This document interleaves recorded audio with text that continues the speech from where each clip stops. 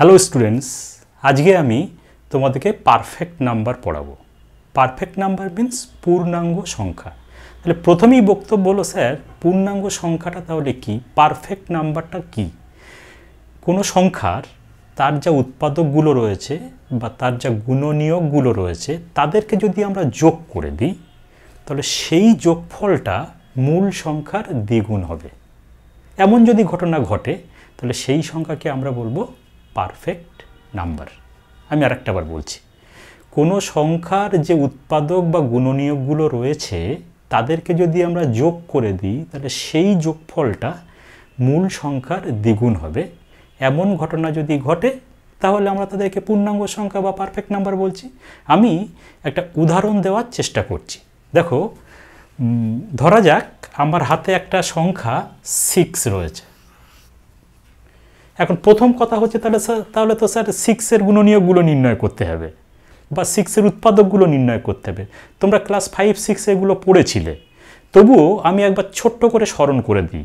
এখন গুণনীয়ক বলে কাদের? গুণনীয়ক হলো সেই সংখ্যাগুলো যে সংখ্যাগুলো কোনো একটা সংখ্যাকে ভাগ করা যায় তাদেরকে দিয়ে। অর্থাৎ কোনো সংখ্যার গুণনীয়ক তারাই যাদেরকে দিয়ে ওই সংখ্যাকে ভাগ করা যাবে। এখন দেখো তাহলে কি হবে স্যার, 6কে আমি 1 দিয়ে ভাগ করলাম,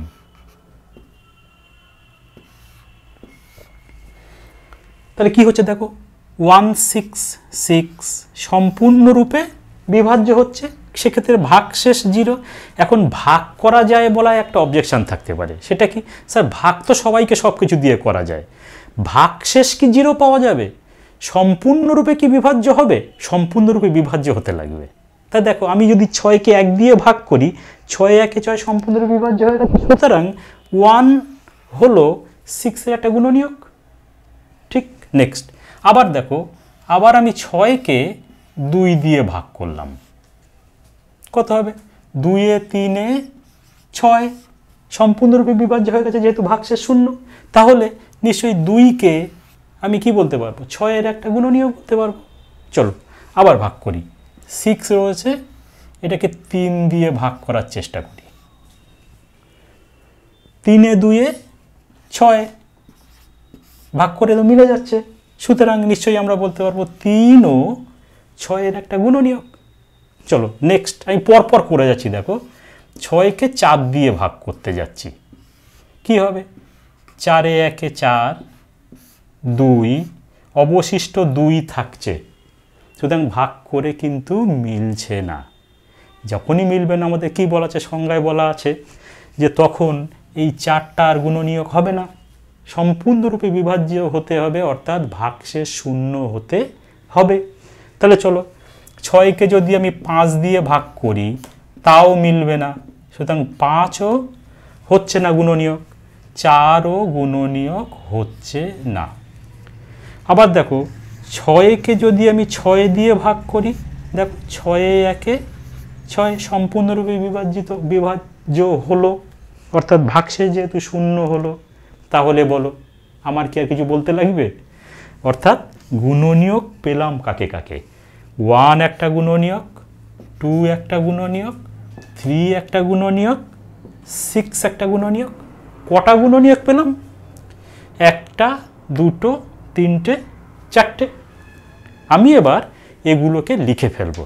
দেখো, তাহলে 6-এর গুণনীয়কগুলো হলো,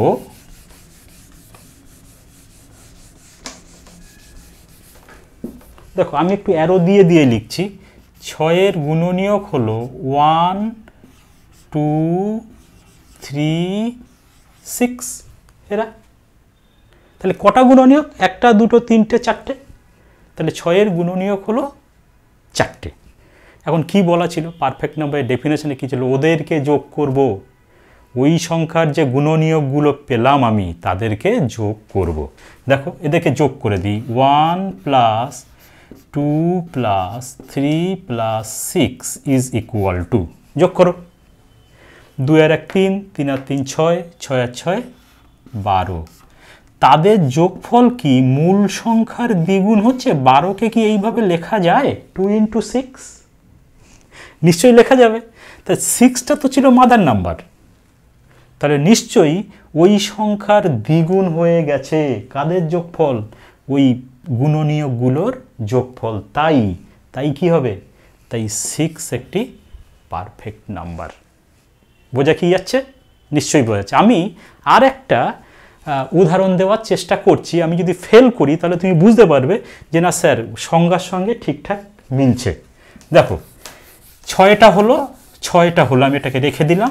এখন আমি এক কাজ করি, 12কে নেওয়ার চেষ্টা করি। আমি টেস্ট করে দেখব 12 এই সংখ্যাটা পারফেক্ট নম্বর কিনা। ঠিক আছে, তাহলে তুমি বলো আগের অঙ্কের মতো 12কে 1 দিয়ে ভাগ করলে মিলবে, সুতরাং 1 একটা গুণনীয়ক। 12কে 2 দিয়ে ভাগ করলে মিলবে, 2 এ 6 12, সুতরাং 2 একটা গুণনীয়ক। 12কে 3 দিয়ে ভাগ করে মিলবে, সুতরাং 3 একটা গুণনীয়ক। 12কে 4 দিয়ে ভাগ করলে মিলবে, সুতরাং 4 একটা গুণনীয়ক। 12কে 5 দিয়ে ভাগ করলে মিলবে না, মিলবে না, সুতরাং 5 হচ্ছে না, 5 তাই আমি লিখছি না। 12কে 6 দিয়ে ভাগ করলে মিলবে, 6 2 12, সুতরাং 6 একটা গুণনীয়ক। বলে যাও 12কে 7 দিয়ে ভাগ করলে মিলবে না, সুতরাং 7 12 গুণনীয়ক নয়। 12কে 8 দিয়ে ভাগ করলে মিলবে না, সুতরাং 8 গুণনীয়ক নয়। 12কে 9 দিয়ে ভাগ করলে কি মিলবে না, সুতরাং 9ও গুণনীয়ক নয়। 12কে 10 দিয়ে ভাগ করলে কি মিলবে না, সুতরাং 9ও গুণনীয়ক নয়। 10ও নয়, 11ও নয়, 12 দিয়ে কি মিলবে? হ্যাঁ নিশ্চয়ই, 6 12। তাহলে আমি গুণনীয়কগুলো পেয়েছি। আমার বক্তব্য কী ছিল? প্রথমেই ওই সংখ্যার গুণনীয়ক বা উৎপাদকগুলোকে বার করে ফেলতে হবে। আমি বার করেছি, এবার তাদেরকে যোগ করব। ঠিক আছে, দেখো 1 + 2 + 3 + 4 + 6 + 12, তাহলে যোগ করে দেখো কত হচ্ছে। 12 আর 6 18, আর 4 22, আর 3 25, আর 2 27, আর 1 28। এটা পেলাম। 28 কি 2 × 12 নাকি? আমাকে 2 × 12 হতে হবে, তাহলে পরে তো 12 সংখ্যাটা পারফেক্ট নাম্বার হবে। কি বলা ছিল? উৎপাদকগুলোর যোগফল যদি 12 এর দ্বিগুণ হয় সেটা তো হবে 24, পেয়ে গেছি তো 28, সুতরাং এটা নিচ্ছে না। সুতরাং আমি টেস্ট করে দেখলাম 12 কিন্তু পারফেক্ট নাম্বার নয়। 12কে কি পারফেক্ট নাম্বার বলা যাবে? মোটেও বলা যাবে না। সুতরাং 12 কিন্তু পারফেক্ট নাম্বার হলো না। আমি ইচ্ছা করলেই সব নাম্বারকে পারফেক্ট নাম্বার বলতে পারবো না। এবার দেখো আমি 28 নিচ্ছি। 28-এর গুণনীয়কগুলো একে একে বার করার চেষ্টা করছি। দেখো 1 1 দিয়ে ভাগ করলে মিলছে, 2 এ 14 28, 2 দিয়ে ভাগ করলে মিলছে। 3 দিয়ে কি মিলবে? 3 এ হবে না। 4 7 28, 4 দিয়ে মিলবে, সুতরাং 4 একটা গুণনীয়ক। 5 দিয়ে মিলবে না। 6 দিয়ে 4 6 24, 5 6 30, হচ্ছে না। 7 দিয়ে 4 7 28, সুতরাং 7 একটা গুণনীয়ক। 8 দিয়ে ভাগ করে মিলবে না, 8 গুণনীয়ক নয়। 9 দিয়ে মিলবে না। 10 দিয়ে মিলবে না। 11 দিয়ে মিলবে না। 12 দিয়ে মিলবে না। 13 দিয়ে মিলবে না। 14 দিয়ে মিলবে না। 14 2 28, তাহলে 14 একটা ফ্যাক্টর। চলো পরপর আমি টেস্ট করতে করতে যাব 28 পর্যন্ত। তার মধ্যে যে নেবে সে থাকবে, যে নেবে না, যেখানে ভাগ করে মিলবে না সেখানে আমি নেব না, সে গুণনীয়ক নয়। তাহলে 15 দিয়ে ভাগ করে মিলবে না, নেব না। 16 দিয়ে হবে না, 17 হবে না, 18 19 20 21 22 23 24 25 26 27 হবে না। 28 দিয়ে কি হবে? হ্যাঁ নিশ্চয়ই, 28 একে 28, সুতরাং 28টা গুণনীয়ক। তাহলে কটা পেলাম? 1 2 3 4 5 6টা।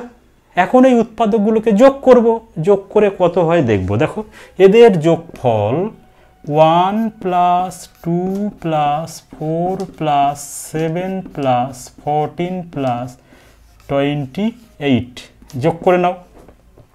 8 আর 4 12, আর 7 19, আর 4 23, আর 2 25, আর 1 26, 6 হাতে হলো 2, 2 আর 2 4 আর 1 5 5 কত পেলাম বলো?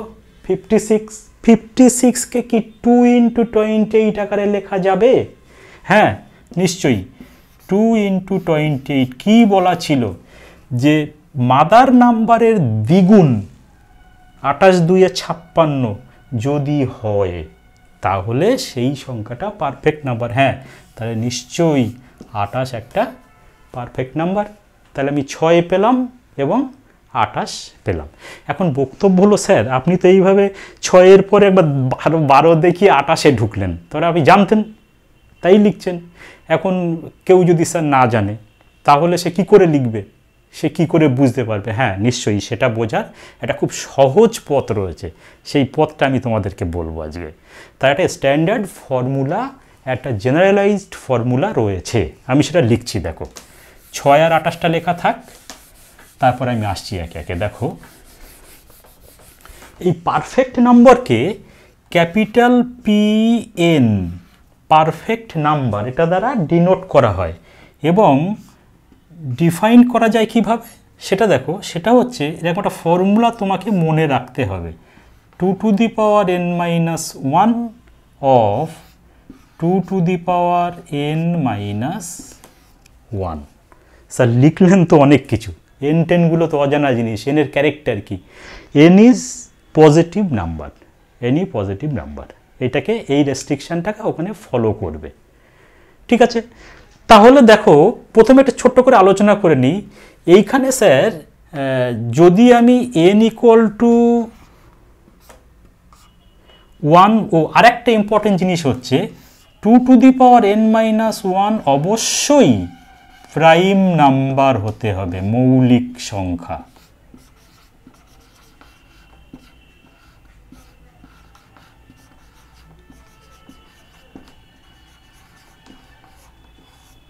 এইটা যদি মৌলিক সংখ্যা না হয় তাহলে কিন্তু পারফেক্ট নাম্বারের সূত্রটা স্যাটিসফাই করবে না, এবং n অবশ্যই পজিটিভ ইন্টিজার হতে লাগবে। এই দুটো ক্যারেক্টার ওখানে মিলতেই হবে, এই দুটো ক্যারেক্টারকে ফলো আপ করাতেই হবে, ঠিক আছে? এবার দেখো যদি আমি n = 1 বসাই তাহলে স্যার P1 কত হচ্ছে? দেখো বসিয়ে দিচ্ছি 2n-1 ইন্টু n এর জায়গায় যেখানে যেখানে n আছে সেখানে সেখানে চোখ বুঝে 1 লিখবো। দেখো 2n-1 পাচ্ছি কত? 2 ইন্টু 2 মানে 2 2 - 1 2 মানে কিন্তু 1। তোমরা যারা ক্লাস 9-এ এখনও ওঠোনি, পারফেক্ট নাম্বার ক্লাস 7-8-এর ছেলেমেয়েরাও পড়তে পারবে, কিন্তু 9-এ না উঠলে এই কনসেপ্টটা তোমাদের ক্লিয়ার কিন্তু হবে না। সেখানে সূচক তত্ত্ব বলে একটা চ্যাপ্টার আছে, সেখানে x⁻0 something⁻0 রেজাল্ট বার করা আছে। এখন আপাতত জেনে রাখো something⁻0 মান 1 হয়, এটা জানলেই চলবে, পরের দিকে প্রমাণ করতে পারবে। ইন্টু এই 2 - 1টা এর রেজাল্ট কত হচ্ছে? 1। এটা তো 2n-1 থেকে এসেছে, তাহলে এইটা তো মৌলিক সংখ্যা হওয়ার কথা বলছে, সূত্রে বলছে, তা সেটা তো হয়নি, 1 তো মৌলিক না। তাহলে নিশ্চয়ই 1 এই অঙ্কটা পারফেক্ট নম্বর নয়। তাহলে কে হবে স্যার? পরের দিকে কি যাচ্ছি, তাহলে আমি দেখো যখন n = 2 বসাবো তখন P2 কি হচ্ছে? P2 হচ্ছে 2n-2 ইন্টু 2² - 1। আমি এর জায়গায় 2 বসিয়েছি কিনা? হ্যাঁ। এবার দেখো 2n-2 মানে হচ্ছে 1, 2² মানে আগেই বলেছি 2 দুবার গুণ। মাথায় যে অঙ্কটা থাকবে নিচের সেই অঙ্কটা ততবার গুণ হবে। যদি ওখানে 3 থাকতো তাহলে 2 × 2 × 2 হতো, 5 থাকলে 5 বার গুণ হতো, আছে তো 2, কবার গুণ হবে? 2 বার গুণ হবে। তাহলে 2 × 2 মানে হচ্ছে 4 - 1, 2n মানে হচ্ছে 2। আর এই জিনিসটা কিন্তু যাই হোক না কেন মৌলিক সংখ্যা হতে হবে। 2 × 4 - 1 মানে হ্যাঁ 3 তো নিশ্চয়ই মৌলিক সংখ্যা। তাহলে 2 × 3 মানে হচ্ছে 6। দেখো তো এই 6টাকে নিয়ে আমি কাজ করেছিলাম, সিক্সটাকে কি আমি ঘোষণা দিয়েছিলাম যে 6 পারফেক্ট নাম্বার? দেখো এই সূত্রও কিন্তু একই কথা বলছে না? চলো আমি আর দুটো নম্বর পারফেক্ট নাম্বার তোমাদেরকে একটু জানানোর চেষ্টা করছি, তারপরে পারলে তোমরা একটু পরের নাম্বারগুলো বার করার চেষ্টা করো। তবে অনেক বড় বড় নাম্বার রয়েছে, কিন্তু পারফেক্ট নাম্বারে অনেক বড় বড় নাম্বার রয়েছে। আপাতত 4টে নম্বর নিয়ে আমরা কালচার করব, 6, 28 আর রয়েছে তোমার 4, 9, 6, 8, 1, 2, 8।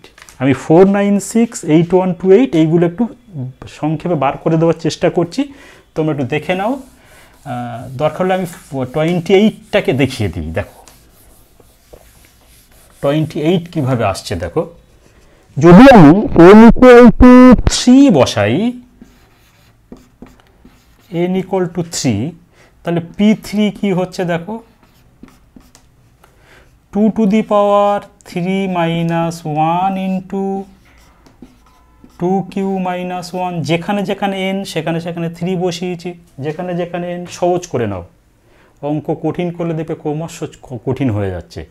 চোখ বুঝিয়ে স্যার যেখানে n আছে সেখানে 3 বসাবো, ঠিক?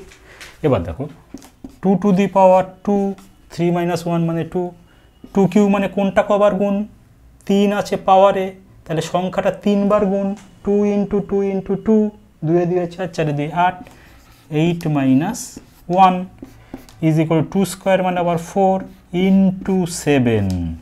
দেখছো তো এটা মৌলিক সংখ্যা। 4 into 7 is equal to 28। আমি কি বলেছিলাম যে 28 নাম্বারটা পারফেক্ট নাম্বার? বলেছিলাম। আমি অঙ্ক করে দেখিয়েছিলাম, ওর ফ্যাক্টরগুলো বার করে যোগ করে দেখিয়েছিলাম। এই দুটো প্রুফ আমি করেছি, ঠিক আছে? এবারে আর দুটো নাম্বার আমি তোমাকে কাজ দিয়ে যাচ্ছি, তুমি এটাকে সুন্দর করে এই ফর্মুলায় ফেলে এবং মৌলিক সংখ্যা স্যাটিসফাই করছে কিনা কাজ করো, দেখবে মজা পাবে, অঙ্ক করতে ইচ্ছা হবে। আমি তোমাকে পরের যে অঙ্কটা সেটা হচ্ছে 496, সেটা n=5 এর জন্য। n=5 বসালেই তুমি পাবে 496, আর n=7 বসালে তুমি পাবে 8128। আপাতত এই 4টে নম্বর নিয়ে আমাদের কাজ। দেখবে আরও অনেক অঙ্ক আছে, কিন্তু সেই অঙ্কগুলো অনেক ডিজিটের অঙ্ক, তো সেগুলো বার করা বেশ কষ্টসাধ্য। আপাতত আমরা একটা প্ল্যাটফর্ম পেয়েছি স্যার, সেখানে পারফেক্ট নাম্বারের ডেফিনেশন বুঝে গেছি, পারফেক্ট নাম্বারের স্ট্যান্ডার্ড একটা ফর্মুলা জেনেছি, কতগুলো পারফেক্ট নাম্বার নিয়ে কালচার করেছি, কেন পারফেক্ট নাম্বার কী এবং কেন তারা পারফেক্ট নাম্বার হচ্ছে কি না এগুলো প্রমাণ করেছি। পড়াশুনোর মানটা যথেষ্টই ভালো হয়েছে বলে আমার মনে হচ্ছে, এবং তোমরা এগুলোকে কালচার করলে আরও ক্লিয়ার হবে। আগামী দিন আরও বড় হও, অনেক বেশি অঙ্ক করো, এই বলে সবাইকে ধন্যবাদ জানালাম।